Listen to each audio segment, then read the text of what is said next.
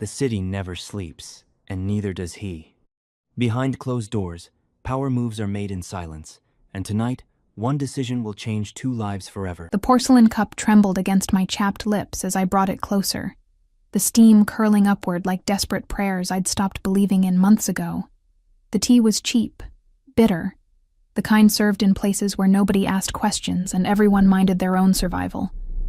Rain hammered against the cafe's fogged windows, each drop a reminder that I had nowhere else to go, no one waiting for me in the storm outside. I was invisible here. Just another exhausted face among the afternoon shadows, nursing a single cup for as long as the waitress's patience allowed. My uniform, a faded blue dress with someone else's name still stitched on the breast pocket, clung damply to my shoulders. The double shift at the hospital had drained whatever fight I'd woken up with that morning. My fingers, raw from bleach and antiseptic, wrapped around the cup's warmth like it was the only comfort left in the world. The cafe smelled of burnt coffee and wet wool, underlaid with something sweetly rotten from the kitchen. I'd grown accustomed to unpleasant smells. Working in the cleaning staff meant intimate knowledge of every bodily fluid, every festering wound, every corner where death lingered before claiming its prize. At least here, the decay was only food. I didn't notice her at first. She materialized beside my table like smoke taking form, an elderly woman wrapped in a cashmere coat that probably cost more than I'd earned in 6 months. Diamonds glittered at her throat and wrists, catching the dim cafe light and throwing it back like accusations. Her perfume arrived before she did. Expensive, floral, completely out of place in this forgotten corner of the city where people like me came to disappear. May I? Her voice carried the texture of old money and older secrets. I blinked, certain she'd meant the question for someone else. Women who wore coats like that didn't speak to women who scrubbed hospital floors, but her dark eyes, sharp despite the web of wrinkles surrounding them, fixed directly on me, waiting. Yes? The word came out as a question because nothing about this made sense. She sat with the grace of someone accustomed to obedience, folding her elegant frame into the chipped chair across from me. Up close, I could see the impeccable makeup, the professional set of her silver hair, the way her manicured hands settled on the table's scarred surface without a trace of disgust. She studied me with an intensity that made my skin prickle. "You look like someone who needs opportunity," she said quietly. Not a question. A statement. My throat tightened. I should have stood up, made some excuse, fled back into the rain. Instead, I sat frozen as her gaze traveled over my cheap uniform, my tangled hair still damp from the storm, the circles under my eyes that no amount of concealer could hide anymore. "I'm just having tea," I whispered, hating how my voice cracked. "Alone," she added, and something in that single word felt like being seen for the first time in months. A young woman, clearly educated despite her circumstances, sitting in a place like this at 3 p.m, running from something. Or someone. Heat flooded my cheeks. She couldn't possibly know about Marcus, about the debts he'd left me drowning in, about the men who'd started showing up at my apartment with questions I couldn't answer and threats I couldn't escape. "I don't know what you—" "My name is Victoria Ferrara." She let the name hang between us like a test.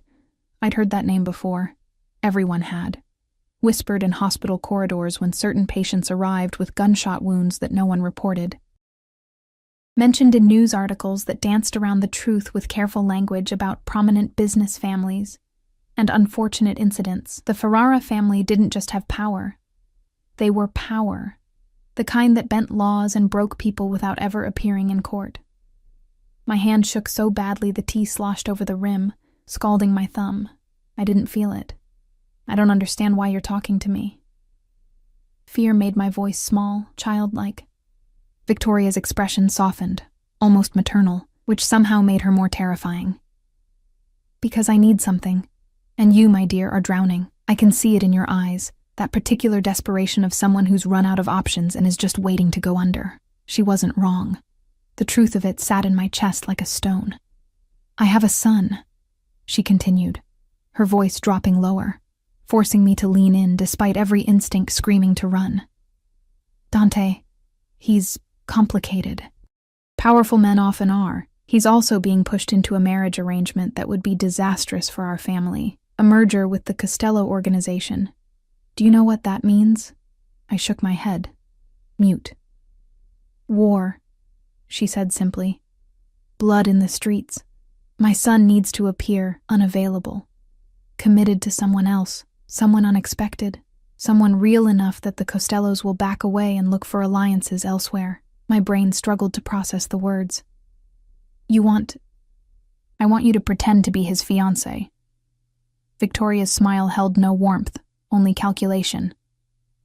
Just for a few weeks, you'll attend some dinners, be seen at his side, play the role of a woman hopelessly in love. In return, I'll pay you $50,000, enough to disappear from whatever trouble is chasing you, enough to start over. $50,000. The number exploded in my mind like a grenade. I could pay off Marcus's debts, could flee to another city, another life, become someone those men would never find, could stop flinching every time footsteps echoed behind me in the dark. Why me? I breathed. You don't know anything about me. I know enough. Victoria's hand moved across the table, her fingers cool and dry as they closed over mine. I know you're educated. I can hear it in how you speak. I know you're desperate. I can see it in how you dress. I know you're alone. No one who had anyone would be here like this. And I know you're brave, because you haven't run screaming yet. She was right about all of it. God help me. She was right. My son is difficult, Victoria continued, her grip tightening fractionally. He won't know about this arrangement at first. He'll believe you're genuine. That's essential. But he's a good man underneath everything else. He won't hurt you. I give you my word. A good man who ran an empire built on violence and fear. The contradiction should have sent me running. Instead, I thought about the envelope of final notices stuffed under my mattress, about the man who'd cornered me in the hospital parking garage last week, his breath hot against my ear as he described exactly what would happen if Marcus's debts weren't paid. I need time to think. You have 30 seconds. Victoria released my hand and leaned back, her expression pleasant but implacable. After that, I walk out of here and you never see me again. You go back to your life, such as it is, and handle whatever's coming on your own. The cafe's walls seemed to press inward. Through the rain-streaked window, I could see the street where I'd walk back to my studio apartment with its broken lock and water-stained ceiling. Could see the future stretching ahead like a prison sentence. More shifts, more fear, more running until there was nowhere left to run. What would I have to do? My voice sounded distant, like it belonged to someone else. Victoria's smile sharpened. Exactly what I tell you. Wear what I provide. Say what I script. And above all, make my son believe you're desperately, genuinely in love with him. Can you do that? Could I? I'd spent 2 years pretending to love Marcus before I understood what he really was. I'd perfected the art of seeming invisible while cleaning rooms where people screamed and died. I'd learned to wear masks until I couldn't remember my real face. Yes, I whispered. The word felt like stepping off a cliff. Victoria stood with fluid grace, drawing a card from her purse and placing it on the table beside my cold tea. Heavy cream cardstock, embossed with a number and nothing else. Tomorrow morning, 9 o'clock. A car will collect you from your address. She paused, her dark eyes boring into mine. Oh, I already know where you live, dear. I know everything I need to know. Pack light. You'll be moving into one of our properties immediately. Can't have my son's fiancée living in squalor, can we? The casual invasion of my privacy should have terrified me. Instead, I felt nothing but numb acceptance. I'd already made the choice the moment I'd said yes. What's your name? Victoria asked, and I realized with a start that she truly didn't know this one thing. Emma, I said. Emma Chen. Well, Emma Chen. Victoria gathered her coat around herself like armor. Welcome to the family. Don't make me regret this. She glided toward the door, leaving behind only the ghost of her perfume and a card that felt like it weighed 1,000 pounds in my trembling hand. Through the window, I watched her slip into a black Mercedes where a driver held the door. A massive man in a dark suit who scanned the street with the alertness of a predator before closing her safely inside. The car disappeared into the rain, and I sat alone with my cold tea and the choice I'd just made. Somewhere in this city, a man named Dante Ferrara, a man I'd never met, whose world I couldn't imagine, had just gained a fiancée he didn't know existed. I picked up the card, feeling its expensive weight against my work-roughened fingers. Tomorrow morning felt both impossibly far away and terrifyingly close. The waitress appeared at my shoulder, her expression sour. "You ordering anything else or just taking up space?" I looked at her. Really looked. At her tired eyes and cheap shoes. At the life we'd shared until 30 seconds ago. Then I stood, left a $5 bill on the table for a $2 tea, and walked out into the rain. For the first time in months, I wasn't running from something. I was running toward it, whatever it was. The storm swallowed me whole, and I didn't look back. The car that arrived at 8:45 the next morning wasn't just expensive. It was a statement. A black Rolls-Royce that looked like it had been carved from obsidian, its windows tinted so dark I couldn't see inside. Rain still fell in sheets, but the driver who emerged wore a suit that probably cost more than my yearly salary, completely unbothered by the downpour as he held an umbrella and opened the rear door. "Miss Chen," he said. Not a question. His voice carried a faint Italian accent, and his eyes, cold, assessing, swept over me, and the sad collection of my life crammed into 2 battered suitcases. I'd barely slept, had spent the night staring at water stains on my ceiling, trying to convince myself this was real, that I hadn't hallucinated Victoria Ferrara in that cafe. The card on my nightstand proved otherwise, its embossed surface catching the thin morning light like a promise or a threat. "I'm Emma," I said stupidly, then flushed. He obviously knew who I was. He took my suitcases without comment, loading them into the trunk with efficient movements. Up close, I could see the bulge of a weapon beneath his jacket. Not hidden, displayed. A warning to anyone watching. The interior of the car smelled like leather and money. I sank into seats softer than my mattress, my wet clothes immediately staining the pristine surface. A privacy screen separated me from the driver, rising silently as we pulled away from the apartment building I'd called home for 3 miserable years. I watched through the tinted windows as my neighborhood disappeared, the corner store where I bought ramen in bulk, the laundromat where I'd met Marcus, the bus stop where I waited in the cold every morning. All of it sliding away like a life that had belonged to someone else. The drive took 40 minutes, carrying me from the industrial wasteland of the city's edge into neighborhoods I'd only seen in magazines. Trees appeared, then gates, then mansions set back from manicured streets like secrets. The Rolls-Royce turned into a private drive flanked by stone walls topped with cameras that tracked our progress. The house, no, the estate, rose before me like something from a dream. 3 stories of pale stone and floor-to-ceiling windows, surrounded by gardens that somehow flourished despite the November rain, fountains, sculptures, terraces leading down to what looked like a private lake. Security personnel moved through the grounds with the casual alertness of soldiers. "We're here, Miss Chen," the driver's voice crackled through a speaker. Here, where people like me didn't belong, where every surface gleamed with wealth I couldn't comprehend. My hands twisted in my lap, fingers finding the rough skin around my nails that I'd worried raw during the sleepless night. The front door opened before I reached it. A woman in a crisp black suit waited, her silver hair pulled into a severe bun. Not Victoria. Someone harder, more angular. "I'm Mrs. Castellano, the house manager," she said, her accent thicker than the driver's. "Ms. Ferrara is waiting for you in the east drawing room. Follow me." I followed her through halls that seemed designed to make visitors feel small.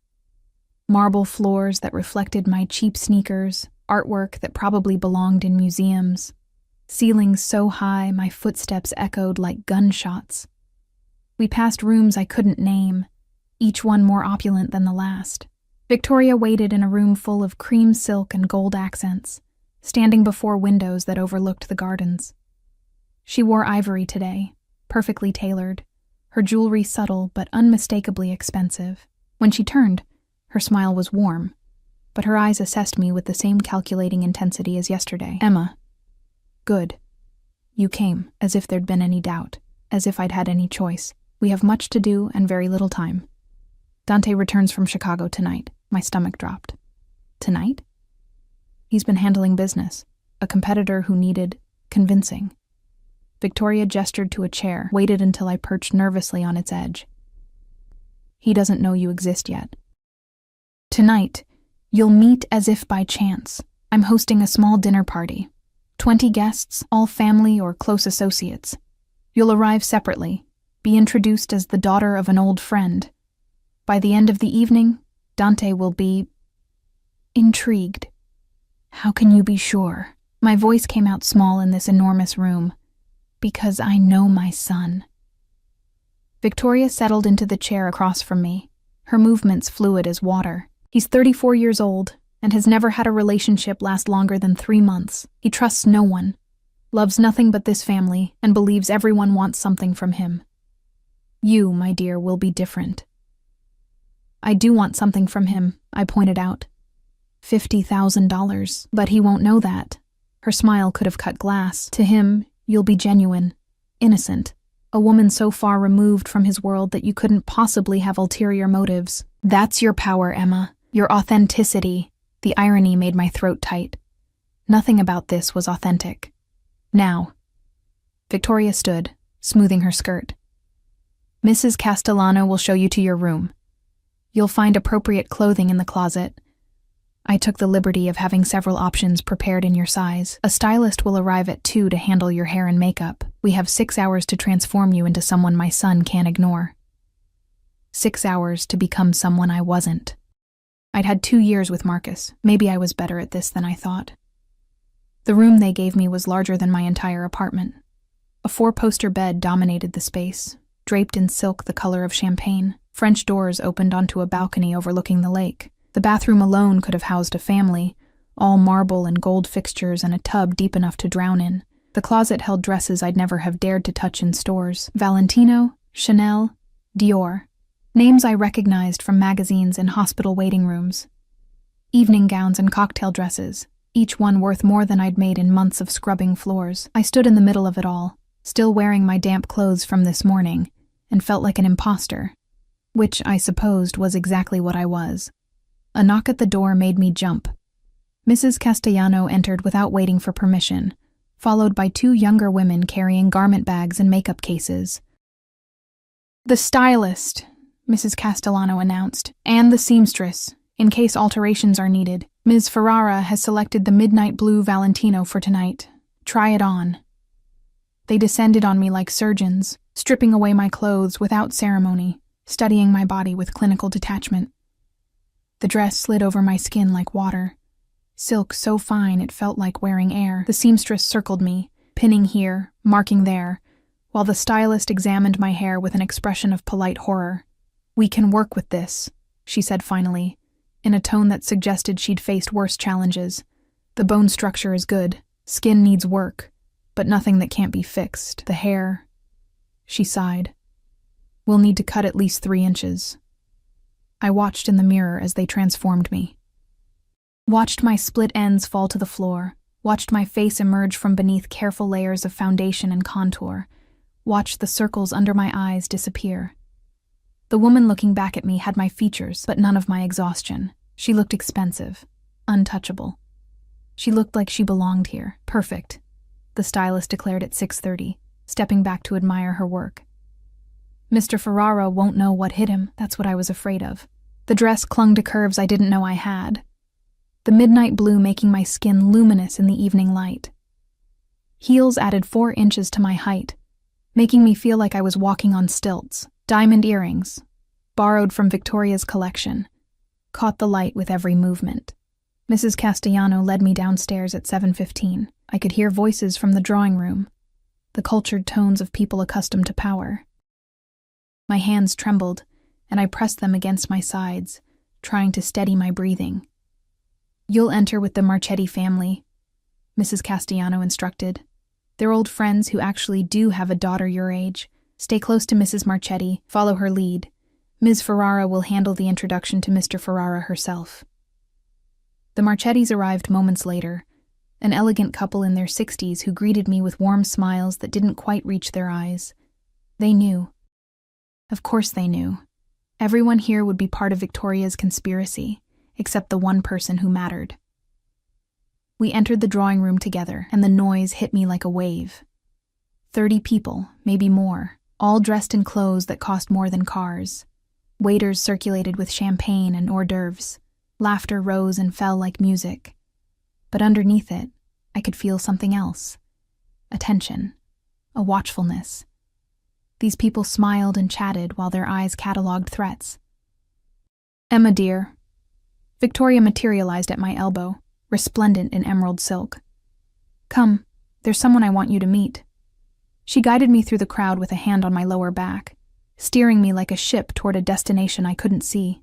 People parted for her automatically, their conversations pausing as we passed. I felt their eyes on me, felt their curiosity like fingers on my skin. Then I saw him.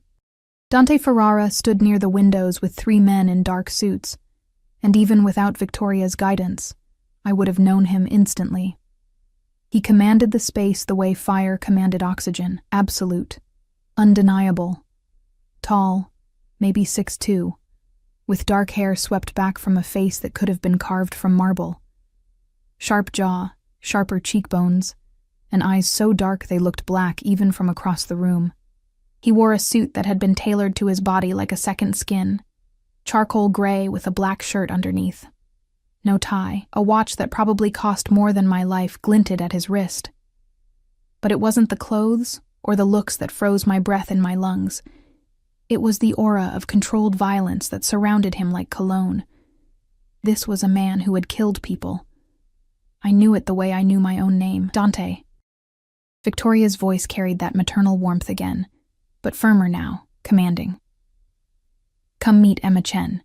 Her father and I go way back. She's just moved to the city." He turned, and the full force of his attention landed on me like a spotlight. Those dark eyes traveled over me slowly, missing nothing. The dress, the shoes, the borrowed diamonds, the way my pulse hammered visibly in my throat.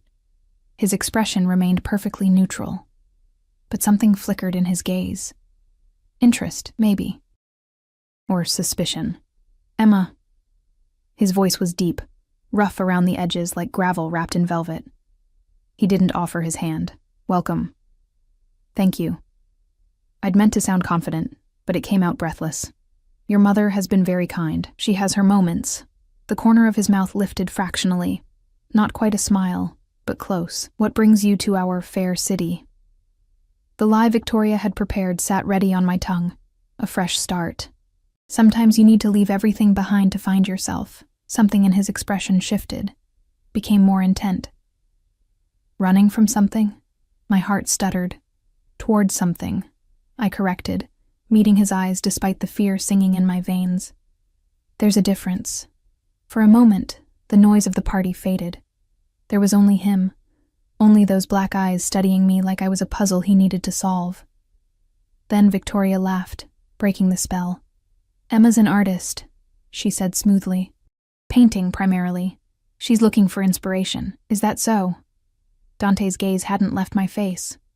"What do you paint?" "Things that hurt," I said honestly, because some part of me needed to tell him at least one truth. Things that bleed. His smile, when it came, was slow and dangerous. "Then you've come to the right place." Dinner was an exercise in controlled chaos disguised as elegance. I sat 3 seats away from Dante, close enough to feel his presence like heat from a flame, far enough that I couldn't hear his private conversations. Victoria had orchestrated the seating with military precision, me between an elderly gentleman who spoke only Italian and a woman dripping in diamonds who asked intrusive questions with a smile. The dining room could have hosted royalty. Crystal chandeliers threw prismatic light across a table that stretched for miles, set with china so delicate I was afraid to touch it. 7 courses appeared like magic, each one a work of art I barely tasted. My stomach was too tight with nerves, too aware of Dante's eyes finding me across the table every few minutes. He didn't stare. That would have been crude. Instead, his gaze would land on me during natural pauses, when someone made a joke, when wine was poured, when the conversation lulled. Each time, I felt it like a physical touch, like fingers trailing down my spine. And each time, I forced myself not to look away, to meet those black eyes with something I hoped resembled confidence rather than terror. "So, Emma," the diamond woman purred, her accent thick as honey, "Victoria says you're an artist. How fascinating. Have you sold any pieces?" The question was a trap. I could feel it in how the conversations around us quieted fractionally, in how even the elderly Italian gentleman turned to listen. "A few," I lied, remembering the paintings I'd abandoned in Marcus's apartment, angry slashes of color that meant nothing to anyone but me. Nothing significant. I paint for myself mostly, therapy more than commerce, therapy. The woman's smile sharpened. How modern. "And what do you need therapy for, dear? You're so young." "Life," I said simply, taking a sip of wine I didn't want. "Isn't that enough?" Laughter rippled down the table. The woman's smile froze, caught between amusement and insult. But from the corner of my eye, I saw Dante's mouth curve. A real smile this time, brief as lightning but unmistakable. The meal continued. Conversation swirled around me in English and Italian, sometimes switching mid-sentence as if to exclude outsiders. I caught fragments, mentions of shipments and territories, of names spoken with respect or contempt, of money moving in shadows. This wasn't just a dinner party, it was a strategy session disguised as social niceties. When dessert arrived, something elaborate involving chocolate and gold leaf, Victoria rose with her wineglass. "A toast," she announced, her voice cutting through the noise. The room fell silent instantly, every face turning toward her. To family, to loyalty, and to new beginnings. Her eyes found mine across the table, and I understood. This was the moment, the announcement. But before Victoria could continue, Dante stood. The movement was casual, but it commanded attention, the way a gun being cocked commanded attention. Everyone froze. "To my mother," he said, his voice carrying that rough edge that made my pulse skip. "Who always knows exactly what she's doing, even when the rest of us don't." His gaze locked on mine as he said it, and something in those black eyes told me he knew. Not everything, maybe, but enough to be suspicious, enough to be dangerous. I raised my glass with everyone else, the crystal trembling against my lips as I drank. The wine tasted like ashes. After dinner, the party migrated to a terrace overlooking the gardens. Heaters fought against the November chill, creating pockets of warmth among the cold. I stood at the stone railing, grateful for a moment alone, watching rain-heavy clouds obscure the stars. "Running away again?" His voice came from directly behind me, close enough that I could smell him, expensive cologne layered over something darker, earthier. Gunpowder, maybe. Danger, definitely. I turned to find Dante less than 2 feet away, his suit jacket abandoned somewhere inside, sleeves rolled to reveal forearms corded with muscle and marked with scars. He held 2 glasses of cognac, offering one without asking if I wanted it. "Just getting air," I said, accepting the glass because refusing felt more dangerous than accepting. "You don't like crowds." Not a question. He leaned against the railing beside me, close enough that our shoulders almost touched. "You kept your back to the wall all night. Old habit?" My fingers tightened on the glass. "Is that a problem?" "No." He took a slow sip, his eyes on the dark gardens, just interesting. "Most women who attend my mother's dinners are performing, smiling too much, laughing too loud, making sure everyone knows they're here. You looked like you wanted to disappear. Maybe I did. Then why come? Because your mother is paying me $50,000 to lie to you? Because I'm drowning in debts to men who'll kill me if I don't pay? Because I had no other choice? Your mother invited me," I said instead. "It seemed rude to refuse." He laughed, a low, dark sound that raised goosebumps on my arms. "My mother is many things, but she's never just polite. If she invited you, she has a reason. The question is whether you know what it is." I met his eyes, forcing myself to hold that black gaze even as my heart hammered. Does everything have to have a hidden reason? Maybe she just wanted to be kind. "Nothing in my world is kind, Emma." He turned fully toward me, and suddenly the 2 feet between us felt like inches. "Everything has a price. Everyone wants something. You'll learn that soon enough if you stick around. Maybe I won't stick around. You will. He said it with absolute certainty, reaching out to tuck a strand of hair behind my ear. His fingers brushed my cheek, calloused, warm, gone before I could react. Because you're running from something worse than what you'll find here. I can see it in your eyes, that fear that has nothing to do with me. He was too close to the truth. I took a step back, putting space between us, trying to control my breathing. You don't know anything about me. I know you're lying about being an artist.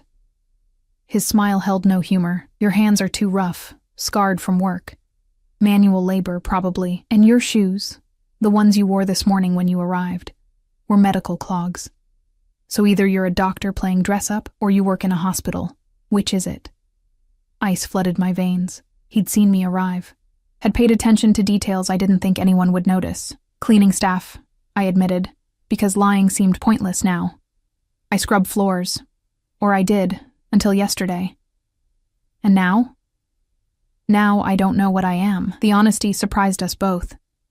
Dante studied me for a long moment, something shifting in his expression. The predator scenting uncertainty, maybe, or something else I couldn't name. My mother told you to lie to me, he said quietly. About the painting, about your father. What else did she tell you to lie about? Everything. The word escaped before I could stop it. Raw and true. His laugh this time was softer, almost admiring. At least you're honest about your dishonesty. That's rare. He straightened, draining his cognac in one swallow. Here's what's going to happen, Emma. You're going to tell me exactly why my mother brought you here. And then I'm going to decide whether to let you stay or have my men escort you off the property. You have 30 seconds. The same time frame Victoria had given me in the cafe. These people dealt in ultimatums the way normal people dealt in pleasantries. She wants me to pretend to be your fiancé, I said, the words tumbling out in a rush. To stop some marriage arrangement with the Costello family. She's paying me $50,000 to play the role for a few weeks, to make it look like you're already committed to someone else. Silence. Long enough that I started to shake, certain I'd just signed my own death warrant. Then Dante threw his head back and laughed. Really laughed. The sound echoing across the dark gardens. When he looked at me again, his eyes held something wild and terrifying. Of course she did. He shook his head, still smiling. God, she's brilliant. Insane, but brilliant. You're not angry? Oh, I'm furious. But he didn't sound it. He sounded delighted. But not at you. You're just a pawn, aren't you? She found you somewhere, desperate and drowning, and offered you exactly enough money to make you gamble with your life. Yes, I whispered. And if I told you to leave right now, where would you go? Back to the apartment with the broken lock. Back to the men with questions and fists. Back to a life that was killing me slowly. Nowhere good. No, he agreed, nowhere good. He stepped closer again, and this time I couldn't retreat. The railing was at my back. His hand came up to cup my jaw, tilting my face toward the light spilling from the house. Here's what's actually going to happen. You're going to stay. You're going to play the role my mother hired you for. But you're going to do it knowing that I know the truth. No more lies between us. Understand? His thumb brushed across my lower lip. The touch electric and terrifying. Why? My voice came out hoarse. Why keep me here if you know it's fake? Because my mother is right about the Costello arrangement.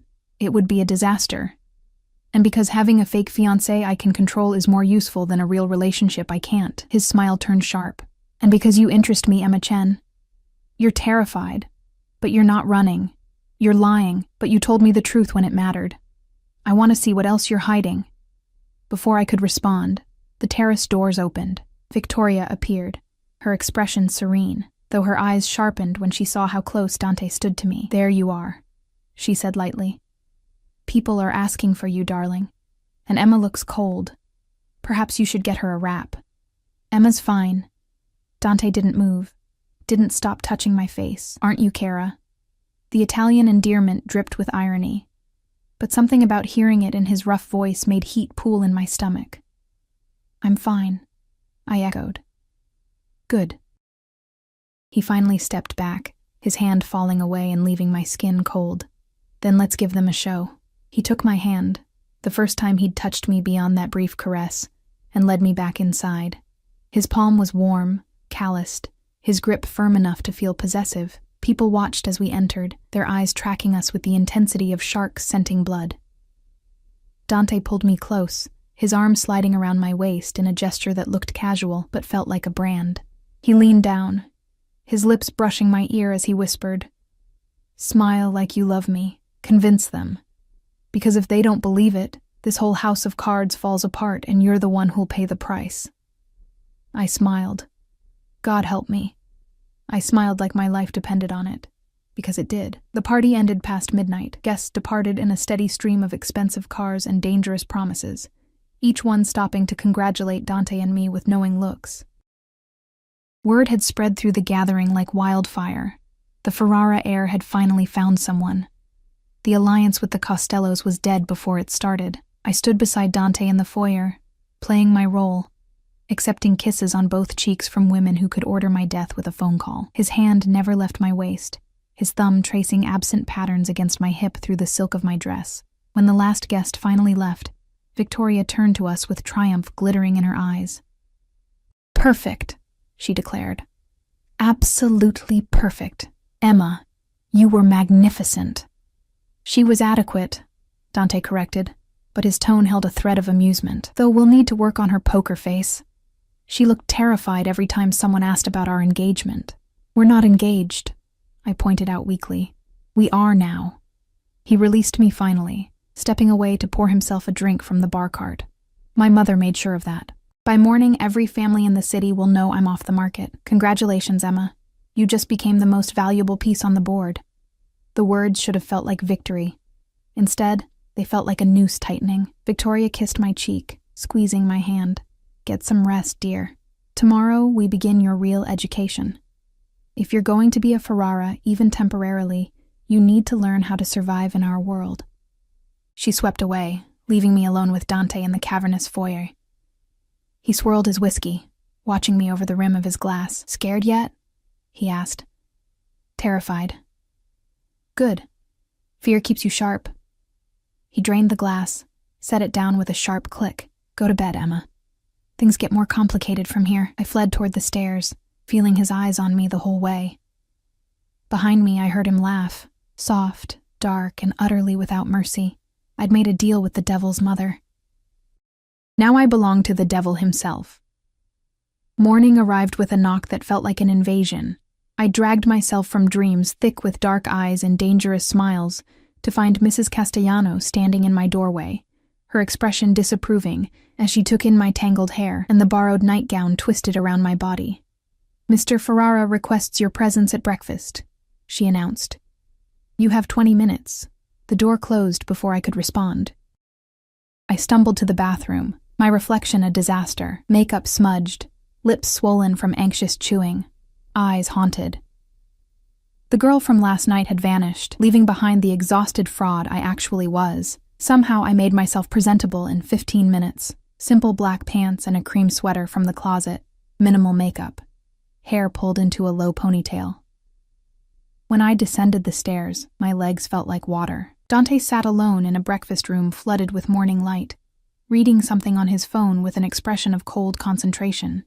He'd changed from last night's formal wear into dark jeans and a black Henley that clung to his frame, revealing the kind of physique that came from violence, not Jim's. A leather holster crossed his shoulders, gun visible, deliberate. "Sit." He didn't look up, gesturing to the chair beside him rather than across.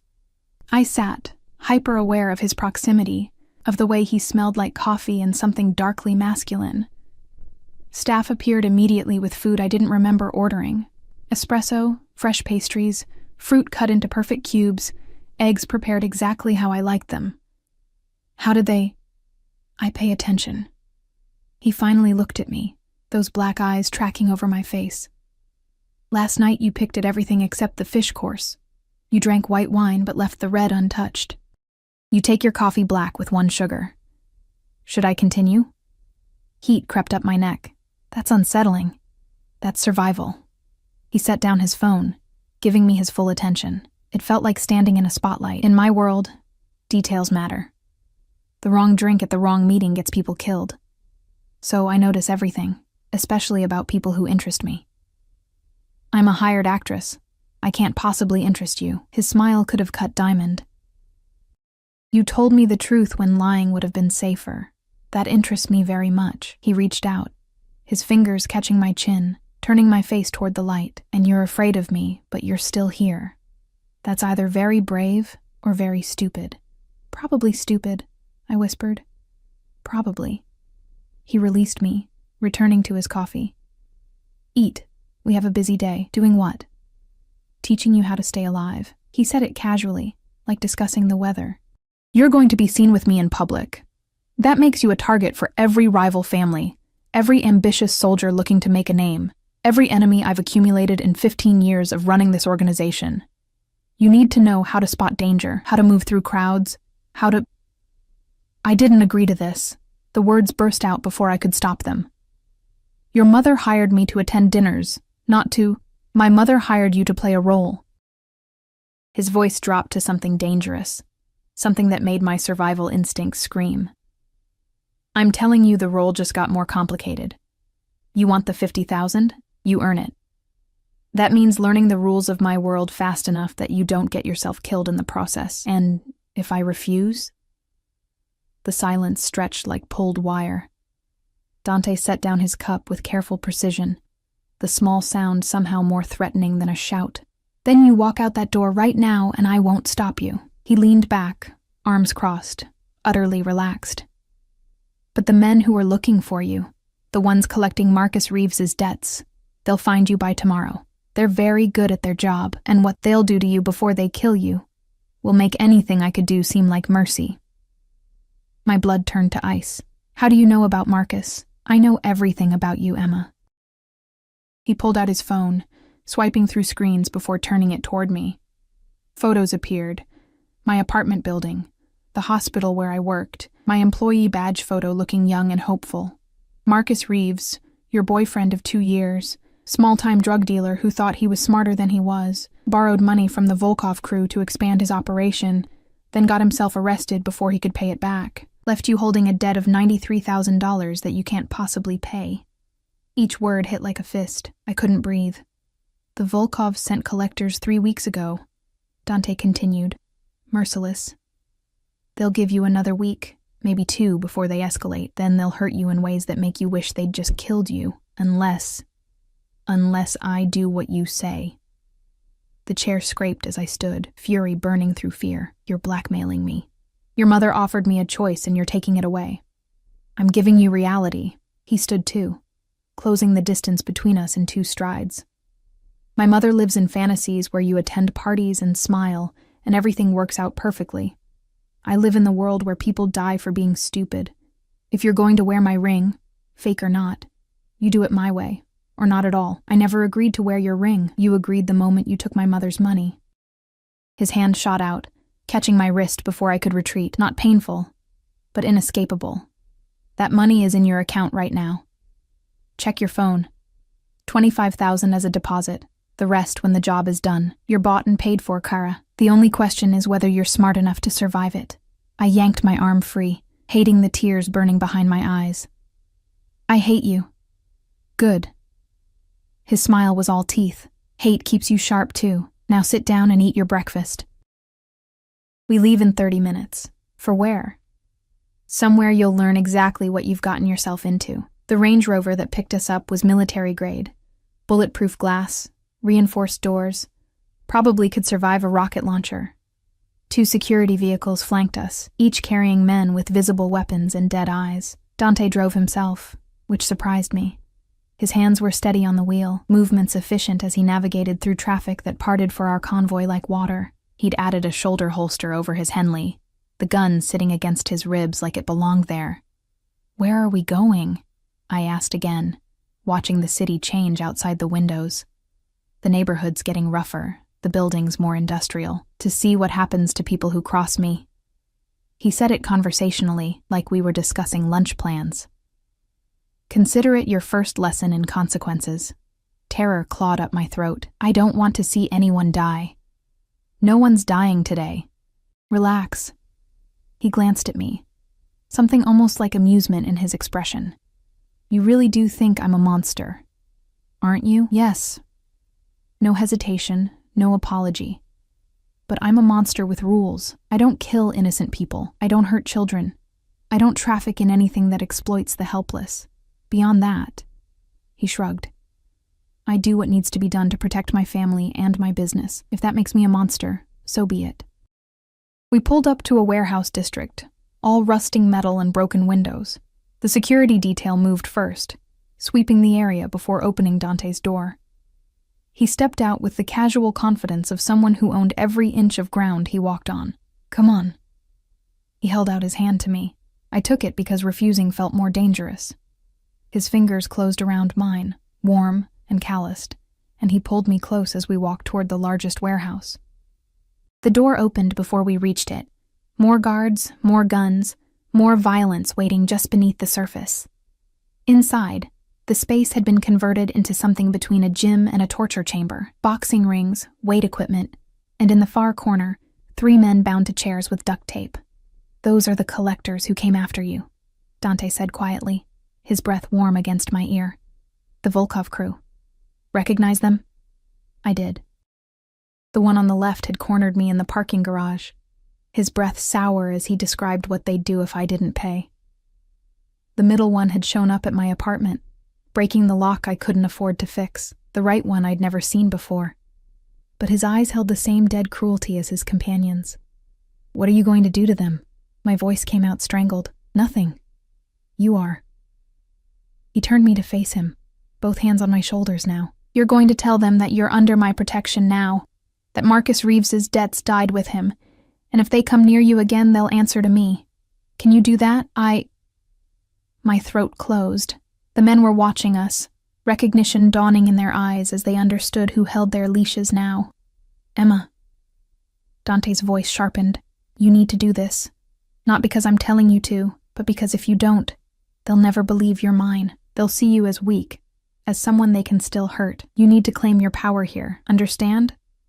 I didn't understand anything except that I was drowning, and he was the only thing keeping my head above water.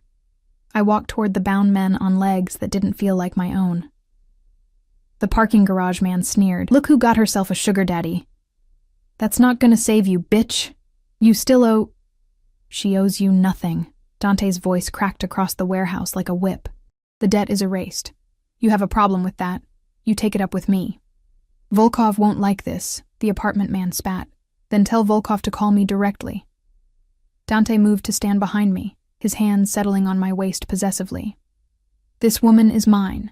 Anyone who touches her, threatens her, or even looks at her wrong answers to me personally. Are we clear? The words should have made me feel like property. Instead, something twisted in my chest, a strange mix of fear and safety, of being claimed and protected in the same breath. Say it, Dante murmured against my ear. Tell them you're mine. Make them believe it. I lifted my chin, forced steel into my spine. I'm with Dante Ferrara now. Stay away from me. The words felt like power and surrender braided together. Dante pressed a kiss to my temple. Brief, possessive, utterly for show. Good girl. Then to his men. Let them go. Send them back to Volkov with the message. Anyone who touches what's mine gets buried. The guards cut the men loose. They stumbled out, fury and fear warring in their expressions. But not one of them looked back at me. I wasn't prey anymore. I was poison. When the warehouse emptied, leaving just Dante and me among the equipment and echoing space, my legs finally gave out. I sank onto a bench, shaking so hard my teeth chattered. You did well. Dante crouched before me, eye level now, his expression almost gentle. I know that was terrifying, but you needed to see, needed to understand what protection costs in my world. Those men will spread the word. By tonight, every crew in the city will know you're untouchable. Because I'm yours. Bitterness coated the words. Because you're smart enough to choose survival over pride. He stood, offering his hand again. Come on, next lesson. There's more? His smile held dark promise. We're just getting started, Kara. The next stop was a boxing gym in a better part of town. Still rough, but functional. Dante led me to a private room in the back where a woman waited. She was maybe 40, compact and muscled, with scars crossing her knuckles and a gaze that assessed me like a weapon. This is Katya, Dante said. She's going to teach you how to fight. I don't need to know how to fight. Yes, you do. He was already moving toward the door. 2 hours, every day, until you can at least throw a punch that won't break your thumb. Katya, be gentle. She's useless if you break her. Wait. But he was gone, the door closing behind him with terrible finality. Katya smiled, all teeth. Don't worry, princess. Pain is just weakness leaving the body. The next 2 hours were agony. She taught me how to stand, how to move, how to hit. My knuckles split on the bag, my shoulders screamed, my lungs burned. Again! Katya barked each time I thought I couldn't continue. Your life depends on this. Again! When Dante returned, I was covered in sweat, bleeding from a split lip where I'd bitten down too hard, every muscle in my body shaking with exhaustion. Better, he said approvingly, tossing me a towel. Same time tomorrow. I can't. You can. You will. He pulled me to my feet, steadying me when I swayed, because the alternative is being helpless. And you're done with that now, aren't you? I was. God help me, I was. Yes, I whispered. His smile was approving, almost proud. That's my girl. The possessive pronoun shouldn't have made my heart skip, but it did. 3 weeks passed in a blur of violence and velvet, of learning how to survive in a world that wanted to break me. Every morning, Katya beat the weakness out of me in the boxing gym. Every afternoon, Victoria taught me which fork to use and which smile to wear. Every evening, Dante took me to dinners and meetings where men with dead eyes assessed me like livestock, trying to find the cracks in our performance. I learned to stand close enough to him that his cologne became familiar, to let his hand rest possessively on my lower back, to laugh at his dry observations and meet his dangerous smiles with ones of my own. I learned the names of his enemies and the faces of his allies. I learned which rooms in the estate were safe, and which doors stayed locked for reasons no one would explain. I learned that Dante Ferrara was both exactly what I'd feared and nothing like I'd expected. He was ruthless. I watched him destroy a business rival with 3 phone calls and a smile that never reached his eyes. He was violent. I saw the bruises on his knuckles after a meeting that went badly, saw the cold satisfaction in his expression when he returned. But he was also careful with me in ways that made no sense. He never raised his voice, never touched me roughly except in public when the act demanded it. And every night, he asked the same question before I retreated to my room. Are you okay? As if my answer mattered, as if I was more than just a bought performance. The ring appeared on the 4th week. I woke to find a velvet box on my breakfast tray, the morning sun making it glow like a promise or a threat. Inside sat a diamond that could have funded a hospital wing, emerald cut, flawless, set in platinum with smaller stones circling it like worshippers around a shrine. Do you like it? Dante's voice came from the doorway. He leaned against the frame in worn jeans and a t-shirt, looking too casual for a man who'd probably killed someone yesterday. It's terrifying, I admitted, staring at the ring like it might bite. Good answer. He crossed the room, taking the box from my trembling hands. We're going public today, lunch at Cipriani, where everyone who matters will see us. You'll wear this, and I'll make sure every photographer in the city captures it. Why now? Because the Costellos are getting desperate. He removed the ring, reaching for my left hand. I let him take it, watched his scarred fingers slide the platinum band onto mine. It fit perfectly, because of course it did. He noticed everything. Their daughter was supposed to marry me, merge our territories. Instead, I'm engaged to a nobody from nowhere. It's an insult they can't ignore, so they'll come after me, not a question. I'd learned enough to know how this worked. They'll try. His thumb brushed across the ring, the gesture almost tender. But I don't lose what's mine, Emma. Fake or not, you wear my ring. That makes you untouchable. The word echoed what he'd told the Volkov collectors, but something in his voice made it sound different now. More real. More dangerous. We should get ready, I said, pulling my hand back. The ring felt like it weighed 1,000 pounds. Can't keep the photographers waiting. His eyes narrowed, reading something in my expression I didn't want him to see. You're getting good at this. almost like you're not pretending anymore. Everything's pretending, I said, but we both knew it was a lie. Cipriani was exactly the kind of place where power lunched, all marble and mahogany, with prices that required asking and service so attentive it felt like surveillance. We arrived in the Rolls-Royce, security trailing at a discreet distance, and the maitre d' practically genuflected as he led us to a corner table that put us on display while protecting Dante's back. The ring caught every light in the room, impossible to miss. Within minutes, phones appeared at nearby tables, not to call, but to photograph.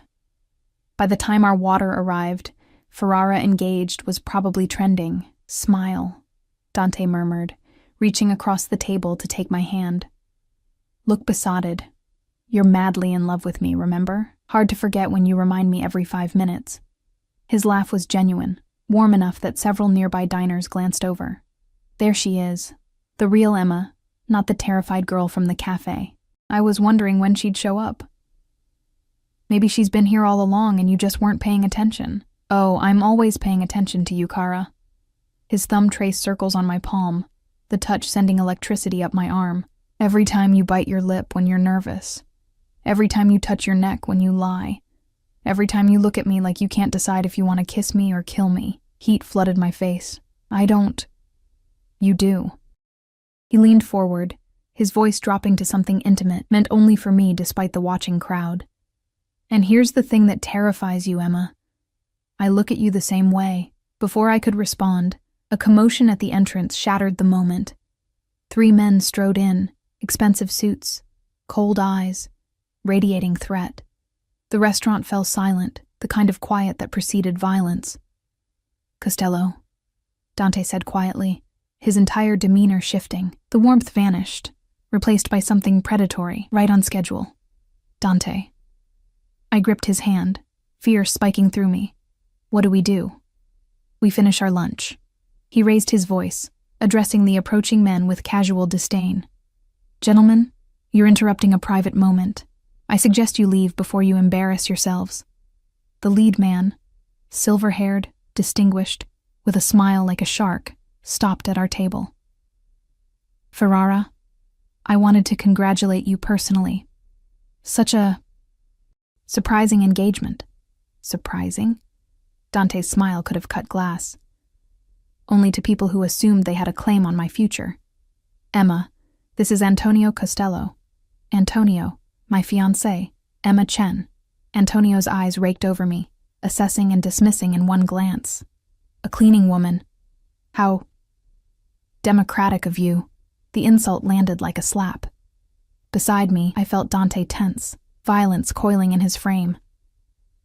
Careful, Antonio. His voice dropped to a lethal whisper. That's my future wife you're insulting. I'd hate for this conversation to end with your associates carrying you out. Is that a threat? It's a promise. Dante stood smoothly, positioning himself between Antonio and me. Even seated, I could feel the danger radiating off him like heat. You had your chance to ally with my family. You wanted merger through marriage. I'm giving you a different answer. Accept it gracefully, or prepare for the alternative. The 2 men locked eyes, and I understood I was watching something primal. Alphas circling, testing boundaries, deciding whether to fight or flee. Antonio broke first. His smile turned brittle. She better be worth starting a war over, Ferrara. Try me and find out. The Costello men retreated, but not before Antonio's gaze found mine one last time. The promise in his eyes made my blood freeze. This wasn't over. Not even close. Dante sat back down, his hand finding mine across the table. Breathe, Emma. You're safe. He's going to come after me, isn't he? He's going to try. Dante's grip tightened. Let him. I've been waiting for an excuse to end the Costellos for years. If they're stupid enough to give me one, I'll burn their entire organization to the ground. The casual brutality should have horrified me. Instead, I felt something warm and terrible unfurl in my chest. Protection. Possession. The promise that nothing would hurt me while I wore his ring. Thank you, I whispered. His expression softened fractionally. Don't thank me yet. This just made everything more complicated. That night, Victoria summoned us both to her private study, a room I'd never been allowed to enter before. She sat behind a mahogany desk that had probably witnessed decades of criminal conspiracy, her expression grave. "The Costellos made their move," she said without preamble. "They've approached 3 of our allied families, offering better terms if they withdraw support for the engagement. They're trying to isolate us. Let them try." Dante paced like a caged predator, all restless energy. "We have stronger alliances. They're bluffing. They're desperate." Victoria's gaze moved to me, which makes them dangerous. "Emma, I need to ask you something, and I need the truth. Are you prepared for what comes next? Because this arrangement, this fake engagement, it's becoming very real, very fast. People will try to hurt you to get to Dante. They'll use you as leverage, as a weapon. Can you handle that?" Could I? A month ago, I was scrubbing hospital floors, running from debt collectors, drowning slowly in a life I couldn't escape. Now I wore a diamond worth more than I'd earn in a lifetime, sat in strategy meetings about gang politics, and trained daily to survive assassination attempts. "I don't know," I admitted. "But I'm still here. That has to count for something." Victoria smiled, genuinely smiled, not the calculated expression she wore for others. "It counts for everything, dear. Dante, you should tell her." "Tell me what?" I looked between them, dread pooling in my stomach. Dante stopped pacing, turning to face me with an expression I'd never seen before. Vulnerable, almost uncertain. "My mother didn't find you by accident in that cafe," he said quietly. "She'd been watching you for 2 weeks. Ever since Marcus Reeves died in police custody and left you drowning in his debts." The room tilted. "Marcus is dead?" "Overdose. 3 weeks before my mother approached you." Dante moved closer, his voice gentle in a way that made my chest ache. "She knew about the Volkov collectors, knew you were desperate. But she also knew something else. Marcus Reeves stole from me, Emma. He was one of my low-level dealers who decided to skim product and money. I was planning to handle him personally when he got himself arrested. So this whole thing..." My voice broke. "You were what? Getting revenge on me for what Marcus did?" "No." He crouched before my chair, eye level now, his hands finding mine. "My mother brought you into this to save her son from a bad marriage. But I kept you here for a completely different reason. Because the first time I saw you, really saw you, not just the girl in the expensive dress, I saw someone fighting to survive. Someone who refused to break even when everything told them to give up. Someone who reminded me of myself. Before this life hardened all the soft edges. Dante, let me finish." His grip tightened. "This started as theater. A performance to fool my enemies and protect my family, but somewhere between teaching you to fight and watching you navigate my world without losing who you are, it stopped being fake. At least for me." My heart hammered against my ribs. "What are you saying?" "I'm saying the ring on your finger isn't pretend anymore. I'm saying I want you to stay. Not as a hired actress, but as my actual fiancée. My future wife. My partner." He lifted my hand, pressing a kiss to the diamond. "I'm saying I'm falling for you, Emma Chen, and I need to know if there's any chance you feel the same." The confession hung between us like a live wire. Every instinct I'd honed over the past month screamed that this was dangerous, that loving a man like Dante Ferrara was signing my own death warrant, that I should run as far and fast as possible. But when I looked into those dark eyes, I didn't see the monster anymore. I saw the man who'd taught me to be strong, who'd protected me even when I was just a transaction, who'd asked if I was okay every single night, like my answer mattered more than anything. "You're insane," I whispered. "Probably." His smile was crooked, almost boyish. "Is that a yes or a no?" "It's a, you're insane, and so am I, because yes, I feel the same. And that terrifies me more than anything the Costellos could do." And the words rushed out in a breathless tumble. And then he was kissing me, really kissing me. Not for show or for cameras, but because we both needed it more than air.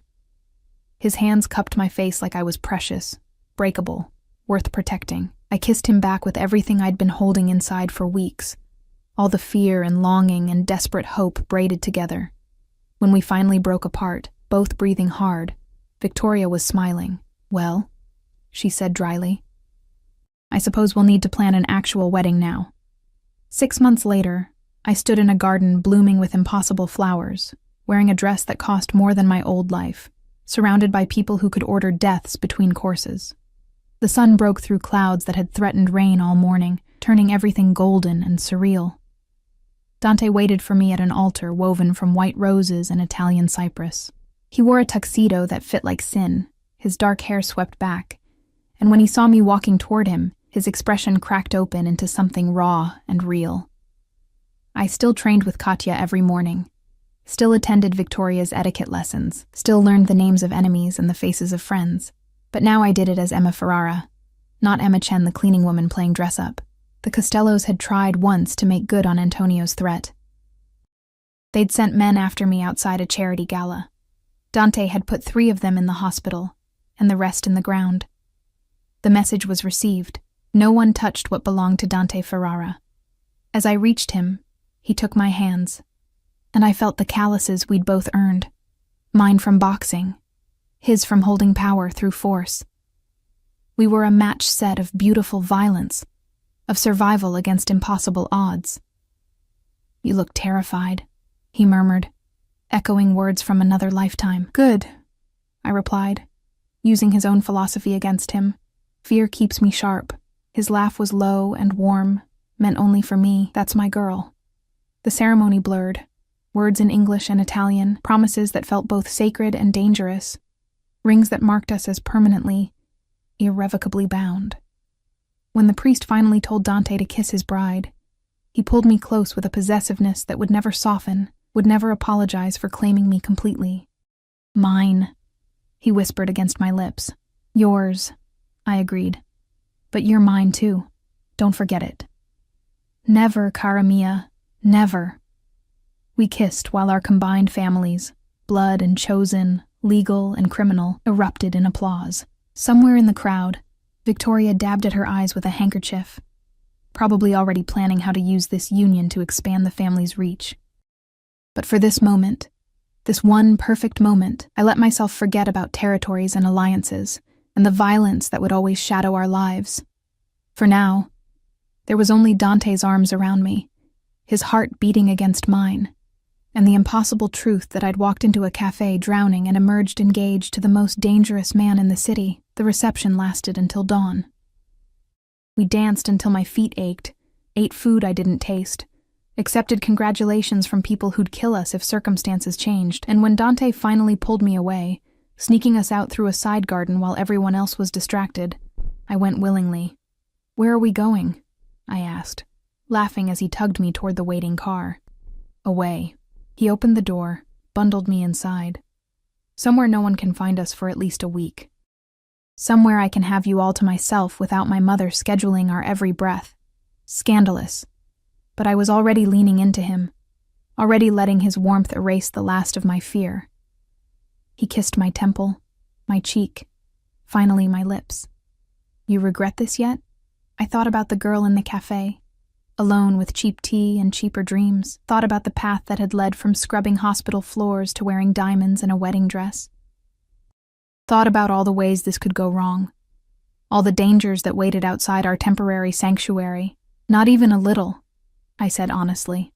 "Good." His smile was pure wickedness and pure devotion braided together. "Because you're stuck with me now, Mrs. Ferrara. No returns, no refunds. I'll take my chances." The car pulled away from the estate as the first rays of true morning broke across the horizon. Behind us, our wedding slowly wound down, a celebration of alliance and power and criminal enterprise disguised as love. But inside this car, wrapped in Dante's arms with his ring on my finger and his promises in my heart, it wasn't disguised at all. It was real. Terrifying and dangerous, and absolutely real. And I wouldn't have changed a single moment. The rain that had threatened all day finally began to fall, soft and gentle, washing away the girl I'd been and baptizing the woman I'd become. Dante pulled me closer, murmuring Italian endearments I was slowly learning, promising protection and possession in the same breath. I closed my eyes and let myself believe in fairy tales, the dark kind, where the princess saves herself and claims the monster as her own, where happily ever after comes with a body count, and the knowledge that love in this world is fought for, bled for, survived. We drove into the morning, leaving behind everything except each other. It was enough. It was everything.